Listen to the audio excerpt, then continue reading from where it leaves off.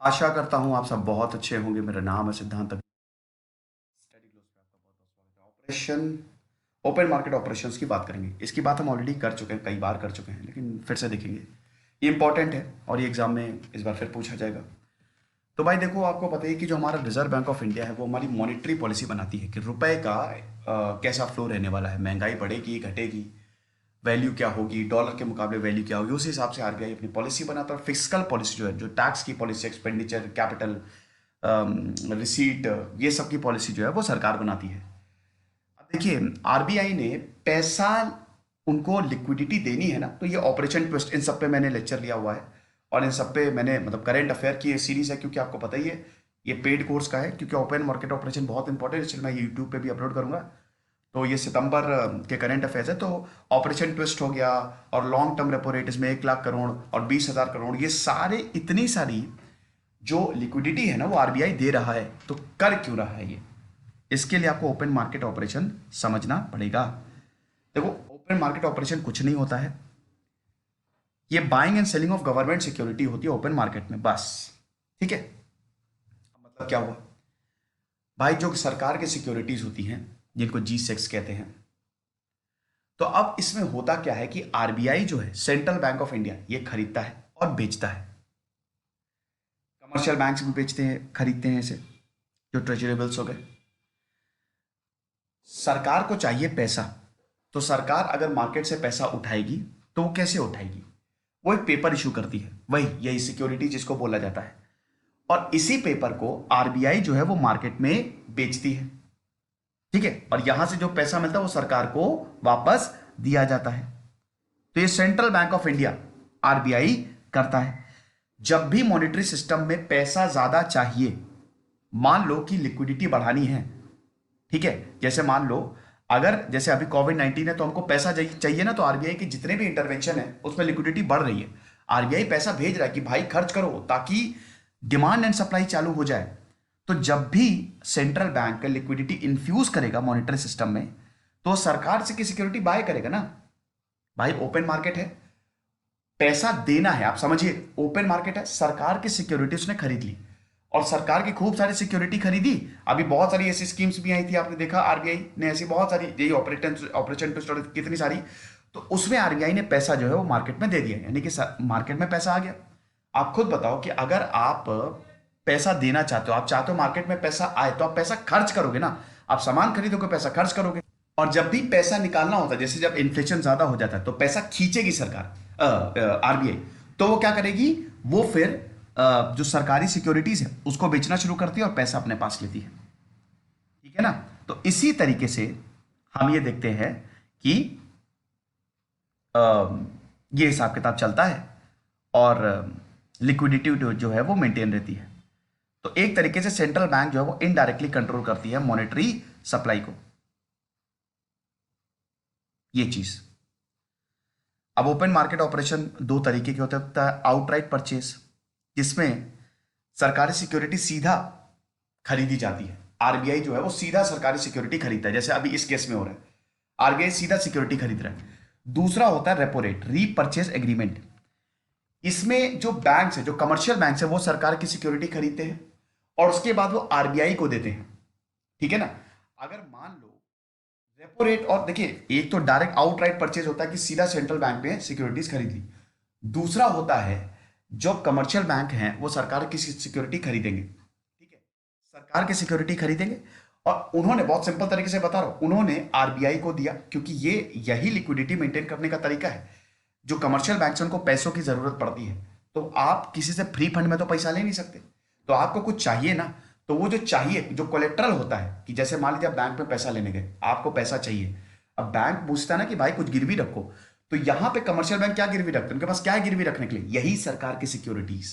यही जो सिक्योरिटीज हैं वो भाई आरबीआई को देता है और आरबीआई बदले में उनको पैसा देता है और उनसे फिक्स्ड इंटरेस्ट चार्ज करता है। इसीलिए कहते हैं कि अगर रेपो रेट बढ़ा, मान लीजिए अगर रेपो रेट बढ़ाया, जब भी आरबीआई रेपो रेट बढ़ाएगी तो इसका मतलब बैंकों को ज्यादा इंटरेस्ट पे करना पड़ेगा, तो इसका मतलब बैंक अपने भी इंटरेस्ट रेट बढ़ाएगी। इसका मतलब क्या है कि लोग भाई बाद में खर्च करेंगे, लिक्विडिटी मेंटेन रहेगी। समझे? फिर से बता रहा हूं, फिर से समझिए। जब भी लिक्विडिटी बहुत ज्यादा होती है, पैसा मार्केट में बहुत है, महंगाई बहुत ज्यादा है, ठीक है, अब अगर महंगाई बहुत ज्यादा है तो आरबीआई को पैसा निकालना है मार्केट से, आरबीआई अपने पास पैसा लेके आएगी, तो कैसे करेगी? वो रेपो रेट बढ़ा देगी बस। अब रेपो रेट बढ़ाने का मतलब है, बहुत ध्यान से समझिएगा, पैसा मार्केट में बहुत ज्यादा है, रेपो रेट बढ़ गया। रीपर्चेजिंग रेट बढ़ने का मतलब यही है कि जो कमर्शियल बैंक्स है, क्योंकि रीपर्चेजिंग रेट मतलब क्या हुआ, कमर्शियल बैंक जो है वो आरबीआई से पैसा ले रही हैं सिक्योरिटी देके, और उनको उस पर कुछ इंटरेस्ट देना है। जैसे आप हो, आप मेरे पास आए, सिंपल, हाँ इसको ऐसे समझ, आप मेरे पास आए और आपने मुझे, मैंने आपको पैसा दिया और मैंने बोला इस पे आपको इंटरेस्ट देना है मुझे, आपने बोला ठीक है हम दे देंगे, लेकिन अगर मैंने वो इंटरेस्ट बढ़ा दिया तो आप क्या करोगे? तो आप भाई पैसे के वो भी तो बढ़ाओगे ना, क्योंकि आप भी कहीं से पैसा लेके आ रहे हो, तो पैसे कमाने के जरिए भी बढ़ाओगे, इसका मतलब आप भी अपनी वैल्यू को रेस करोगे। तो यही करती है, तो कमर्शियल बैंक क्या करता है, वो भी अपने इंटरेस्ट रेट को बढ़ा देता है ताकि उनके पास पैसा ज्यादा है, वो ज्यादा इंटरेस्ट पे आरबीआई को पे कर सके। अब जब इंटरेस्ट रेट बढ़ता है तो लोग भाई चुपचाप रहते, लोग ज्यादा इन्वेस्ट नहीं करते, तो पैसा उन्हीं के पास रहता है, तो यानी कि लिक्विडिटी कम हुई।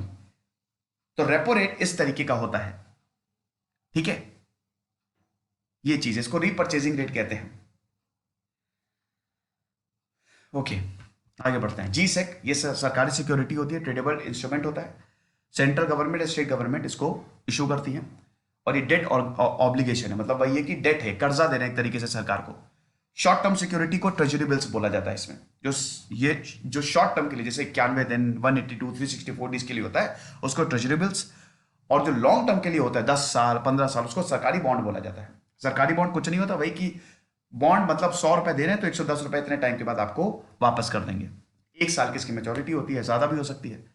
ऑपरेशन ट्विस्ट की बात करें तो अगेन ये शॉर्ट टर्म सिक्योरिटी जो है वो सेल करेगा, long term security open market organize और ऑपरेशन से खरीदेगा। इस पर मैंने पूरी बात की, आप देख लीजिएगा, ठीक है। ऑपरेशन ट्विस्ट वही है कि buying and selling of securities, inverse relationship है बिटवीन, देखिए bond bond yields, bond prices, वो मैंने यूट्यूब पे भी अपलोड किया, आप देख लीजिएगा, ठीक है। यील्ड मतलब क्या, इंटरेस्ट, ठीक है। यील्ड मतलब होता है इंटरेस्ट। जब भी स्टॉक मार्केट ऊपर जाता है, लोग इधर सरकारी बॉन्ड में करने लगते हैं, और उसकी सप्लाई जो है वो मतलब डिमांड ज्यादा बढ़ जाती है और प्राइसेस कम होता है।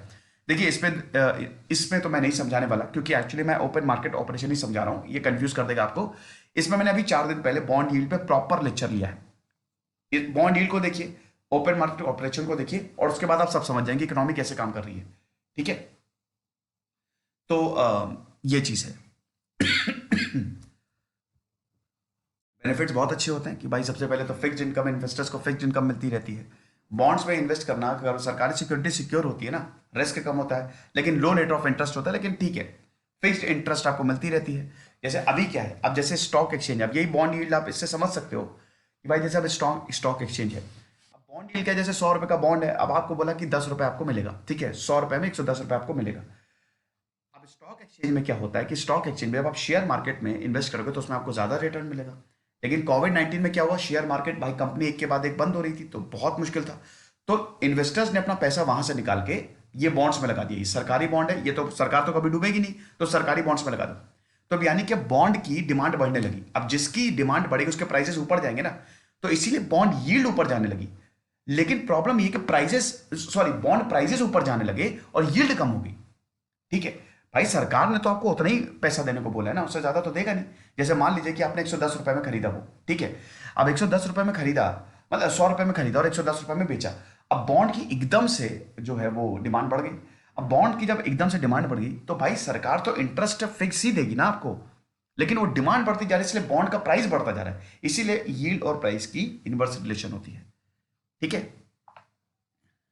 तो ये चीज है, ठीक है। तो ये चीज, अच्छा इसमें क्वांटिटेटिव ईजिंग भी आता है कि खूब पैसा दो। इस इन ओपन मार्केट ऑपरेशन और क्वांटिटेटिव ईजिंग में फर्क क्या है, ठीक है। देखिए क्वांटिटेटिव ईजिंग मतलब होता है कि एकदम बोरोइंग रेट्स कम कर दो और खूब पैसा दो, खूब पैसा दो। ये बेसिकली तब होता है जब जैसे 2008 में अमेरिकन सरकार ने फेडरल रिजर्व जो है वो क्वांटिटेटिव ईजिंग लेके आया, ताकि अगर नहीं देंगे तो इकोनॉमी डूब जाएगी। लेकिन open market operation in general term use किया जाता है, ये टूल है एक तरीके से ओपन मार्केट ऑपरेशन, ठीक है, जिससे रेट चेंज होते हैं, डेट मार्केट जो है वो वेरी करता है, ये चीज है।